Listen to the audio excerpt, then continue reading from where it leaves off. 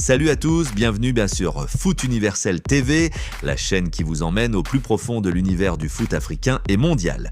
Je suis votre nom ou animateur fictif et aujourd'hui on va parler d'un événement qui fait vibrer tout le continent, l'engagement d'Ibrahim Mbaye avec les Lions de la Teranga. Pas juste les gros titres, Mbaye rejoint le Sénégal. Non, on va bien plus loin.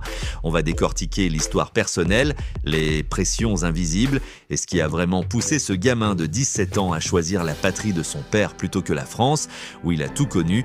Si vous êtes fan de foot, d'histoires inspirantes ou simplement curieux des coulisses des stars de demain, cette vidéo est pour vous. Abonnez-vous, likez et activez la cloche pour ne rien rater.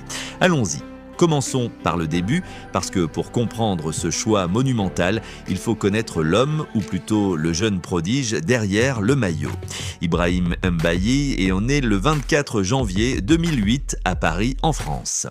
Fils d'un père sénégalais, Abdoulaye Mbaye, et d'une mère marocaine, il grandit dans un melting pot culturel qui va forger son identité. Dès ses 5 ans, en 2013, il tape dans le ballon à l'ES Guyancourt, un petit club local en banlieue parisienne, mais c'est en 2015, à 7 ans, qu'il rejoint le FC Versailles, où ses dribbles fous et sa vitesse explosive attirent vite l'attention des recruteurs. Imaginez un gosse qui slalome entre les défenseurs comme si c'était un jeu vidéo. En 2022, à seulement 14 ans, le Paris Saint-Germain, le club des stars, le repère et l'intègre à son académie. Là-bas, c'est l'usine à talent, Mbappé, Zahir Emery et maintenant Mbaye. Mais Ibrahim n'est pas juste un numéro.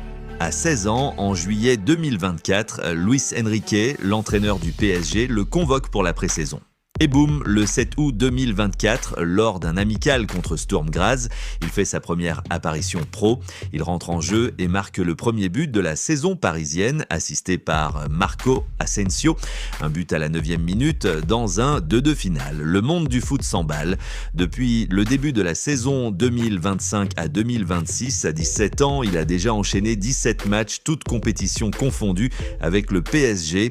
Ailier droit virevoltant, 1m75 de vitesse pure, il a remporté le prestigieux Titi d'Or en 2024, le trophée du meilleur espoir de l'académie du PSG. En club, il brille, des passes décisives, des accélérations qui laissent les latéraux sur place, mais derrière cette ascension fulgurante, il y a une double nationalité qui pèse, français de naissance, sénégalais de cœur, et c'est là que l'histoire devient passionnante.